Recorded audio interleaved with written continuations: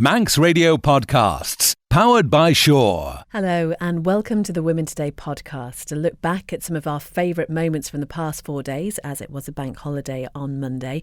And this week we've learnt about a new company showing visitors the wonders of the Isle of Man. Jane Hodson was a great guest.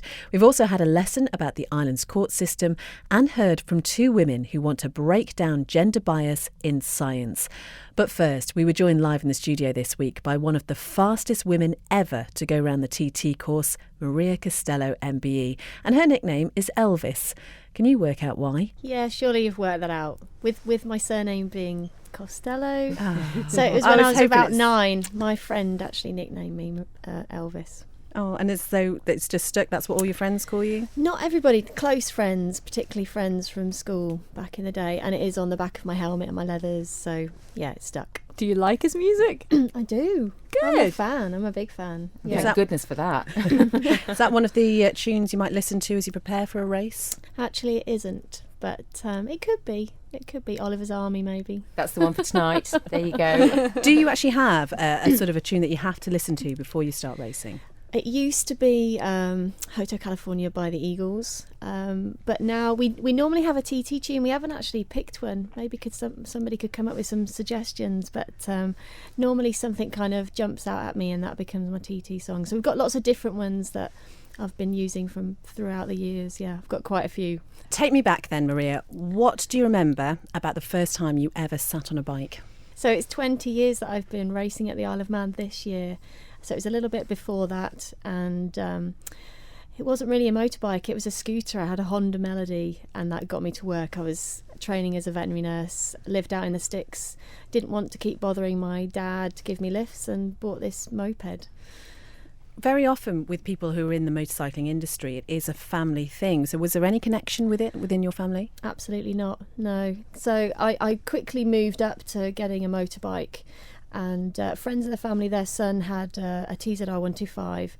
I quite fancied their son. He took me to some motorbike shops. Ultimately, I fell in love with another TZR 125. That became my first bike. My mum had to come to the shop to sign the finance document, and she walked out. She thought I was getting another moped. And of course, she's had to deal with a lot of things along the way. So the first time I got a race bike, she said, "You won't go to that Isle of Man place, will you?" And I kind of said no, and then ended up here. And so she's had to put up with a lot. You know, she gets the phone calls when I've been airlifted to Nobles or whatever. And but she's totally proud of me now. I think the MBE helped. We'll talk about that in a moment, because that was obviously a massive point of your career. But, you know, that reaction from friends and family who are understandably really worried about you, Maria, hurtling round roads that, you know, I'd struggle to do 60 on. I'm going to be honest. I know. I think it's, you know, it is difficult for anyone to understand who's outside of this world why we do this. But I seriously love it. I've been doing it 20 years. I've you know, there's more than just going fast. I love it. The people, the crack, the motorbikes, the places where I get to ride motorbikes. Yeah, I'm one of the most fortunate women in the world, I think. And does it matter that you are a woman in this industry? Do you think it's ever held you back? Does it impact on you on a day-to-day basis? The big question. Look, you know, again, I've been doing it 20 years. So really, I would have liked to have seen more women come into the sport. I thought there was going to be a big influx when more women started taking up biking, just generally on the roads. But it is still slow. And has it held me back? No, because nothing's going to hold me back. I think being a racer, you're just super determined, and I just wanted to go racing. And maybe some of it has helped because I'm a female in a dominated world, and I use that. Well, you have written an autobiography along with Steve Pitts, and you did talk about the sex bias of the big race paddock in that, the never-ending battle to be treated as an equal by men you regularly beat on a bike. Is it getting any better? I mean, just talk us through that. Yeah, oh gosh. Is it getting any better? I mean, it's changing for me because I've been around for a long time, so I think I've earned my respect. And but in society in general, you know, I don't think there's been change, but just not enough. So we are seeing the likes of people like Jenny Tinmouth getting a factory ride in BSB. That's fantastic. other women competing in Moto2, Moto3 in the World Championships, and women getting better opportunities, but it's still not enough. It's still got to change a lot more before we're anywhere near equal. But for now, we can carry on, and we're making our ways. I think the thing that I'm most passionate about is that women can compete on equal terms with the guys, and that's I'm on the FIM Women in Motorcycling Commission, and I'm really keen to kind of hold on to that, what we have there. Would you not say, though, from looking at it, that it's not always the men that you struggle with? In actual fact, it's other women around you that are quite determined to not see you do so well. It is strange when you're in that competitive world, and obviously who's going to, for the guys, who's going to be their main rival? It's normally their teammate. So I guess for women, the next main rival is going to be other women, and maybe I felt a little bit like that years ago. Again, I've been here a long time, whereas now I feel like we'd be much more powerful if we work together. I think women can be super powerful working together, and that's why I get involved with the European Junior Cup, and I just want to be there for other women that are competing. I might not have all the answers or all the right advice, but I want to be there and try and help. And when you look at someone like Herrera, who's doing incredibly well in MotoGP, I mean, she's doing fantastic, and she's now labelled really as the fastest woman in the world, let's say. Do you not think, fancy a bit of that? Forget the road racing, I want to get on track. Not for me personally. I love road racing. This is my home, and this is where I'm at, and they're a lot younger than me, and they're in different places in their careers, but that's the ultimate. And you've got Ana Carrasco there. She's, and it's really tough for them to get rides, just as much as it is for the guys. So, they have to use everything they have to make it happen. Do you think with us talking about women in racing, are there potential sort of downsides to that, in that we are actually then separating ourselves from racers in a way? Would you rather not just be seen as a racer? See, this is the double-edged sword. Yeah. So this is, do I just get on with it and not shout about the fact that, I'm the first woman doing that, etc., etc.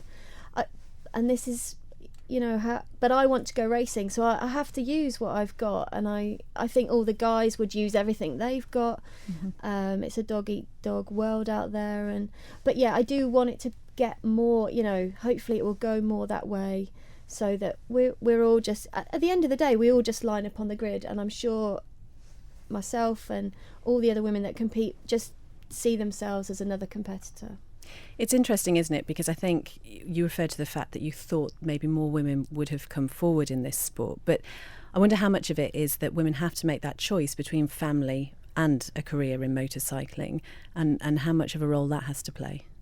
Yeah, maybe. Although racing is becoming a much younger sport. Marc Marquez has sort of marked that by becoming the youngest ever Grand Prix champion, and it's the same for the girls, really, and this is why it's harder for them to get involved in the sport, because the numbers are so tiny. So there's all those people trying to get those places on those few motorcycles in the big championships, and the girls are even fewer in number, and they're possibly not coming into it early enough because their parents don't know about it. And this is possibly what we need to do, is educate more parents into the fact that little girls can ride motorbikes. And is that a scary prospect? Or is it a super safe prospect? Because would you rather your daughter was doing something in a much more safer and controlled environment than go and doing something that's possibly more reckless on her own? Beth has got a tiny one. That's why she's looking the way she is at the moment. She's actually got a little girl, and I'm not sure that she would be so excited about it, saying, "Mummy, I want to get on a bike." No, she would go on a bike now, that child. She just wants to be her brothers and then some. But it's an interesting prospect, because I think, you talked about your mum walking out of the shop, and I think there is that mentality. I'm sure, Jo, you'd agree, from a parent's point of view. If your children turn around and sort of say, "This is what I want to do," but no. Just no. no. I'm having the same thing with my sister. So I have a nephew, and everything I've bought him has wheels, and I start getting excited and talking about getting him an Ossett, electric trials bike, and my sister just stares at me, gives me the stare, and I have to go, oh no, we won't do that yet then. There are so many kids up in the paddock, obviously sons of racers, that are actually on the Rossets racing around, you know, and you can tell it's the mothers that have kind of got their hands over the eyes going, oh no, it's going to happen. And the dad's like, yes, it's great. But then they're going to have to understand who gets the money spent on them, because obviously it's an expensive sport to do this, Maria, isn't it? So, you know, you kind of have to divide where you put your money into if you want your son to start doing it as well. Yeah, James Hillier's little boy, and little Jack Burrows up there. They're already totally immersed in this world of motorcycling, and I can't see them doing anything else. Well, it certainly is a world that you are immersed in. We mentioned the MBE. You were awarded that in November 2009. The only female motorcyclist to ever be awarded one. I believe so. Yeah, that was totally out of the blue. So how did it feel when you got that envelope through the door? Well, I was. My post goes to my parents' house, and my mum was out getting the shopping. And I sat there with my dad, and I read it. I said, Dad, you better read this letter, because I think someone's really pulling my leg. And we thought it was a joke, but it says that you have to accept it. You can, and you have to send a letter back.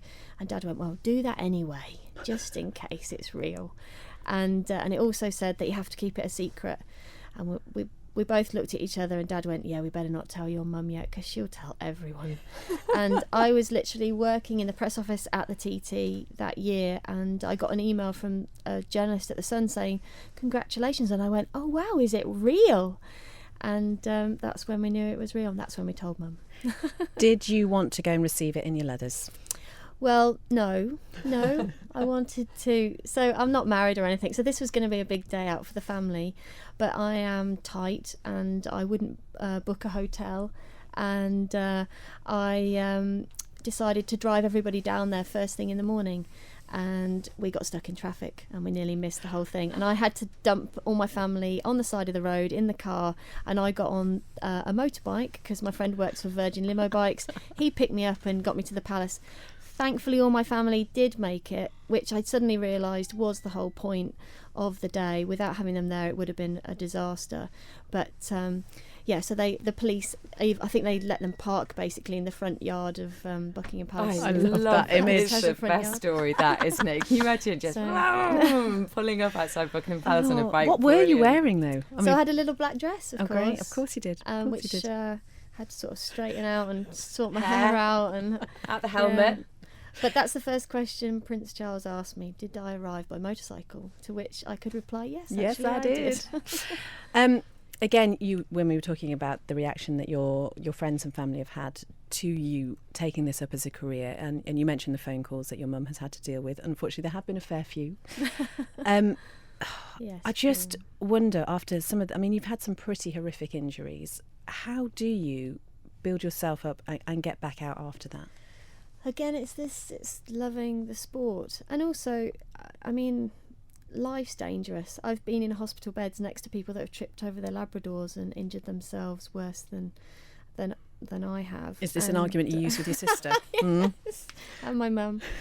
It's a sport I love, and it's driven me to overcome injuries. And thankfully, I've got some amazing people around me to help with all of that. I've had a lot of physios and sports therapists and people that do massage, and I've got some great people around me at the moment. I do CrossFit at CrossFit East Northampton. Come and use the CrossFit gym over here, and all of that's played a big part in extending my career, after all those injuries. Do you know, when I first heard about CrossFit, I thought you had to be really angry to do it. Exercise when you're angry. But anyway. Yeah, I mean, I just wanted to ask you, Maria, do you get fed up about people talking all the time about the negative side of it? Because, there is a lot of talk about it, isn't it? The dangerous side of it. And do you not just feel that you do want people to encourage to talk about the positive side of it more so? Gosh, if only. Yeah, I understand that media, they always want to look for the sensational side of it and pick up on those stories, but it's such a shame. They're missing out on so much good stuff all the time. And motorcycling's been so good to me. The life that it's given me is just incredible. I don't think I would have had that as a veterinary nurse.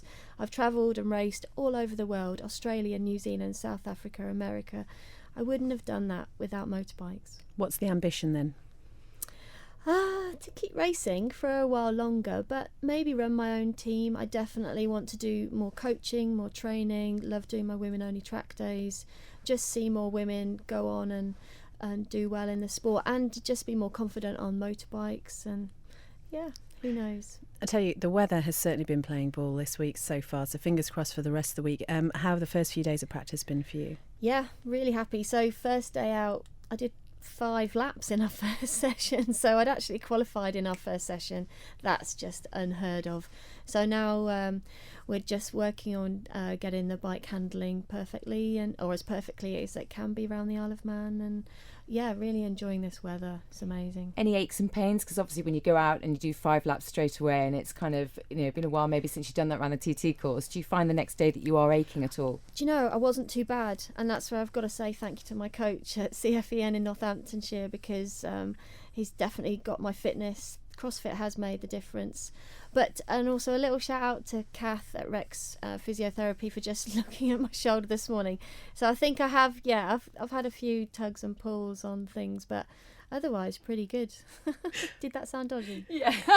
Shall we just, Maria I think you said that. It's okay because you said it, so it's fine. I think she just saw our faces. It is 23 minutes past 2. Some fairly shocking footage and photographs appeared online yesterday of a young child who was trapped in a zoo enclosure with a large silverback gorilla before the animal, the 17-year-old male and leader of the troop, was shot and killed in front of the boy and onlookers. The incident happened after the 4-year-old climbed through a public barrier at Gorilla World in Cincinnati Zoo in Ohio, and this is some audio that was taken from mobile phone footage at the time that the young boy fell into the enclosure. Oh my God! Isaiah? Okay, everybody back up. I think he's trying to switch. Okay, Mommy loves you. I'm right here. Thank you, just trying to take care of it.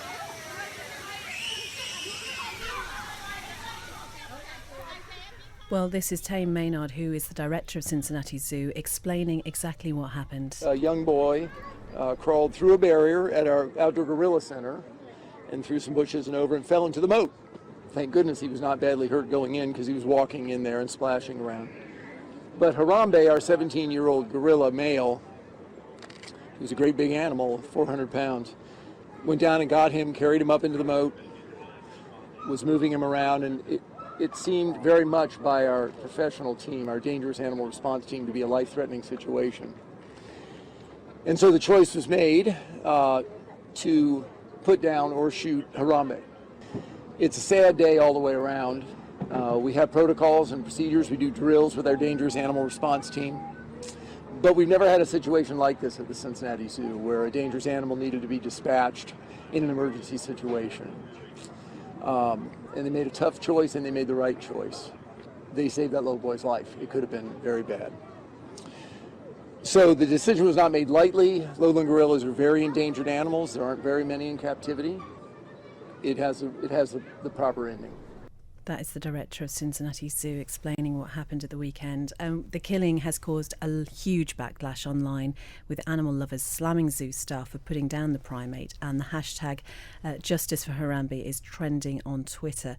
Others have demanded that the boy's parents be charged with child endangerment.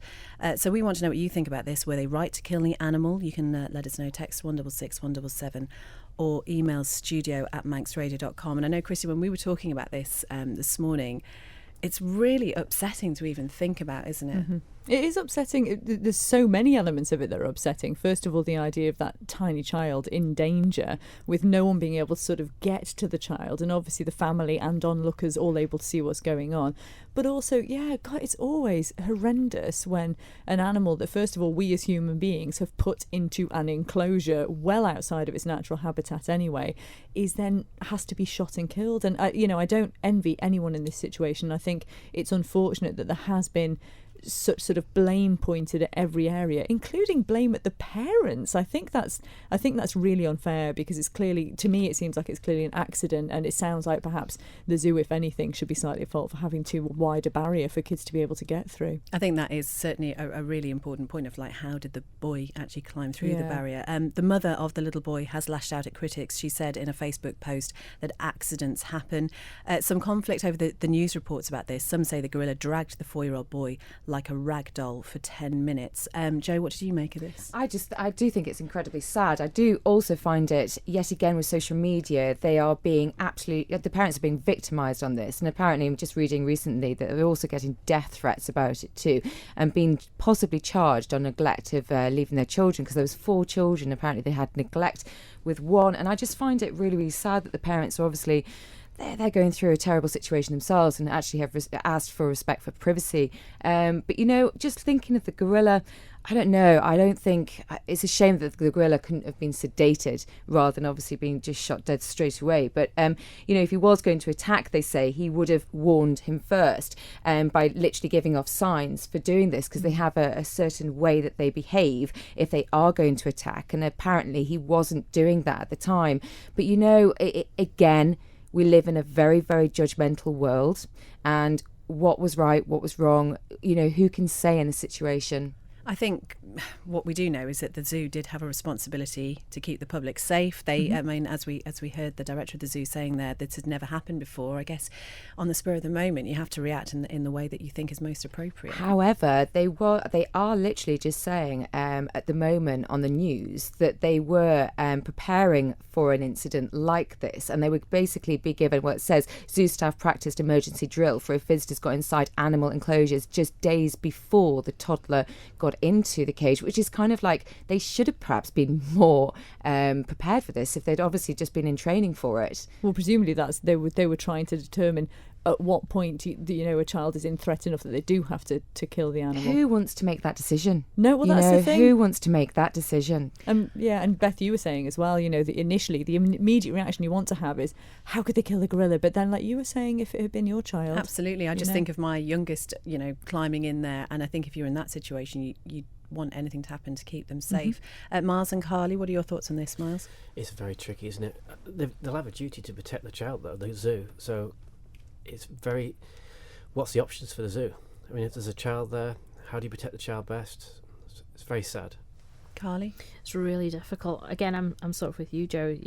They must have gone through the protocol, seen whether they could sedate the animal first and things like that. It's a really difficult position to be in, I think. And with regards to sedation, we did have some comments actually on our Facebook. We just posted this on just before we came on air. And thanks to Leo, who sent us a link to a page by a lady called Amanda O'Donoghue, who's worked with gorillas as a zookeeper for many years. She says that you have to bear in mind that a 400-pound male in his prime is as strong as roughly 10 adult humans. An adult male silverback has one job: to protect his group. They are considered a class 1 mammal, the most dangerous of all mammals.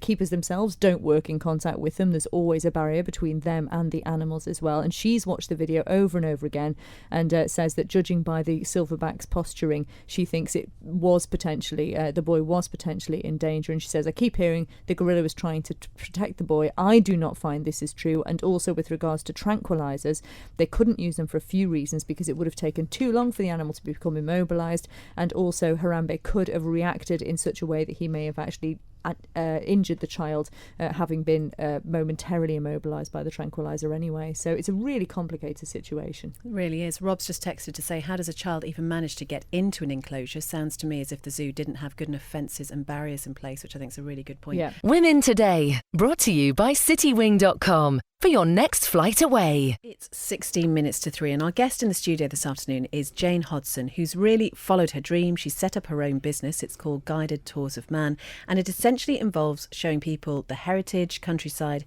and beauty spots of the island. And Jane, you've gone through quite a lot of training. We referred to this earlier. You went to university, became a Blue Badge guide to do this. It's a university course, but not actually university. So you do it. We did ours through the Liverpool University, and they're just bringing a whole group of new guides through.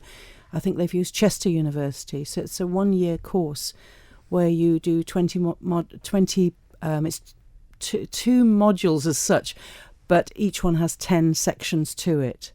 And then you go for another year, you train with the actual existing Blue Badge guides, you shadow them and learn to work the microphones and sit on the buses. The first time I went out on a bus, I forgot to switch the microphone on. And I was upstairs and the driver was downstairs, and she only told me halfway through our trip. So fortunately there weren't many people and they could hear me because I've got quite a big voice. And from then on, then you are you can be either become self-employed or you can go out and guide with when the cruise ships come in. The Guild has that. And I decided that I'd like to do this when I retired. But having not been very well for a couple of years, my whole... the view I had towards what I wanted to do in my future changed. I didn't want to work in an office anymore. I wanted to get out there. And everything just seemed to fall into place. I went to the Department of Tourism to ask them what would it be worthwhile doing it, and they actually put me in touch with the Department of Economic Development, and I did a small business course with them. Do you know, we have so many people who started their own business. You come on the show and talk about how valuable the training you get through that course is. It's excellent, it really is. You go for 3 days and it's quite intense. You walk home with a headache thinking, oh my goodness, I've got all these things to do. Because you go into small business thinking, well, you know, I'll just go out there. But there's a lot more to it. And they empower you. They actually empower you. And as long as you take everything they tell you on that day and go out and register your business. I wasn't registered. I had the name. I thought that's a jolly nice name. So I realised I had to register it. I had to make sure I had a website and all the things that are essential, and they were really, really helpful. So you're doing guided tours then. Mm-hmm. Where and how do you decide where you're going to take people? Where are these beauty spots you're talking about? They're everywhere on the island, and I think one of the most important things is to look at the client's needs. I recently spoke to some Americans, and they were from the Black Sea area. They had family that had emigrated in 1855 to the States, and so they wanted to see a little bit of where their roots were. And so I took them up to Ballarig, where we did some research together. He gave me information, I did a bit of research, and we found out the farm area. There were farmers and miners and crofters, and so I thought Laxey was a good starting point for them. And then they wanted an overview. Some people want to just see castles, some people just want to go and see the coastline. With myself, I don't do walking tours, but if I get people contacting me regarding walking tours uphill and down Dale, there are qualified guides on the island who do that. What do you do about the weather? I know we talk about an awful lot, but if you've got the people that are coming over and you have a week where, for instance, it's raining quite a lot and you want to get out inside and about, do you just carry on anyway? Well, the majority of them only want a one-day tour. So what you have is a wet weather plan and a dry weather plan. So they can actually see more of the island itself on a dry day, but on a wet day we've got the sites to visit, Manx heritage sites, especially places like Castle Rushen, House of Manannan, Old House of Keys. Especially for foreign tourists, they think that's an absolutely fantastic place to go. So, what, in your opinion, or who, in your opinion, is the typical tourist at the Isle of Man should be reaching out to? I think we've got different demographics now. The demographic I'm looking at is 50 to 70-year-olds because they have the money to travel, they're retiring, they want to, especially from different countries or foreign countries, Australians, Americans, they've come in to have a look at where their roots are. So they're very, very interested. There are other demographics and they're not interested in going on a guided tour. So for myself, I'm looking at a specific age group.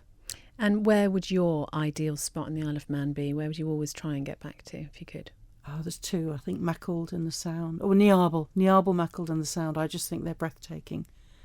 Don't you find that, I was out for a walk the other day and happened upon an area of the Isle of Man that I'd never been to before. And this seems to happen on a regular basis. You think you know the Isle of Man and, people will say, oh, it's so small, isn't it? But there's always a place you've not been to, isn't there? You're right. You can take a left turn and suddenly find somewhere even more beautiful. And this is what I try to say to tourists, is that we can't see everything. There's all the little roads. And I said, and also there are days where it's very dramatic because of the weather, and other days where it's like today, the sun is shining and it's always beautiful, whatever the weather. Oh, do you know what, Jen? This just sounds like the ideal sort of job. You're escorting people on their holidays. You're going to take them on the trams, you take them on the buses if they want to. And it is just like being on holiday every day, hopefully, isn't it? I think so. And I think they're so interesting as well because they ask you lots of questions and, it's great to interact with them. Can you have a little hidey-hi bing-bong thing?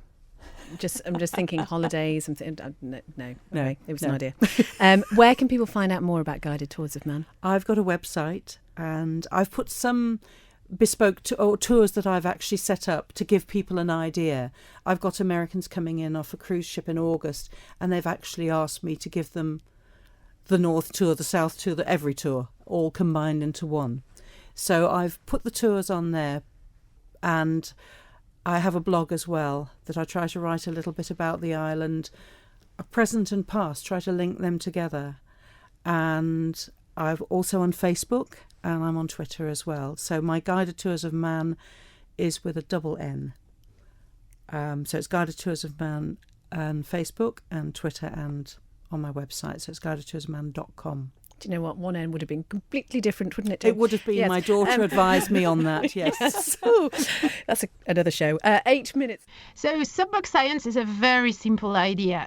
So we're bringing the female scientists out of the labs in the university, and then we're bringing them straight back to the streets and the busy shopping centres on Subboxes to have a chat with the passing audience. And to talk about anything from volcanoes to autism to cancer to brain, anything you can think of. We have 13 events this year in the UK, going from Edinburgh to Newcastle, Manchester, London. So a really good representation, and over more than 150 women taking part in this. Fantastic. So if there are 150 women taking part, that must mean there are still plenty of women getting involved in science. Oh, absolutely. Women love science. It's very clear that at school level, girls love science just as much as boys.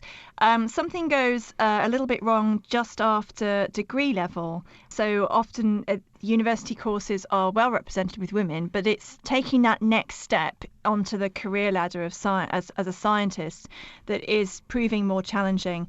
And beyond that, retaining those women in science such that they can get to the top of the career ladder. So how does Soapbox Science itself intend to sort of try and challenge that? So what we do is to try to challenge the perception of who a scientist is. So the first year we ever did this, we had a scientist that had some really red hair.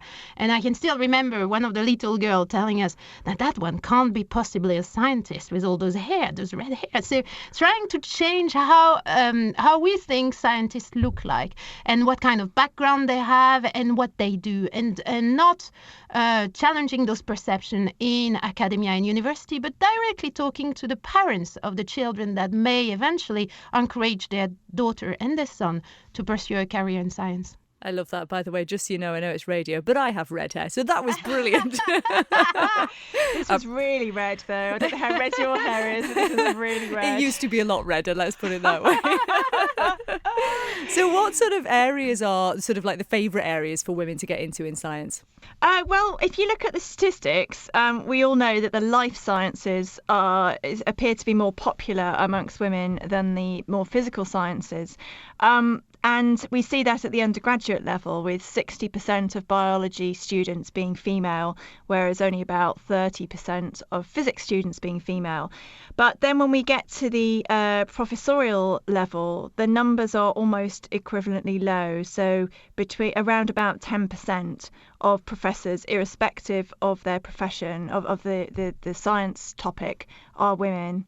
So with regards to getting into those areas, though, I mean, you have to sort of start early, don't you, and sort of encourage the excitement in young children, presumably. That's right. You have to demonstrate that science isn't boring, that you don't need to be nerdy and good in math to do science, that science is about also communication, collaboration, seeing things differently. It's about creativity.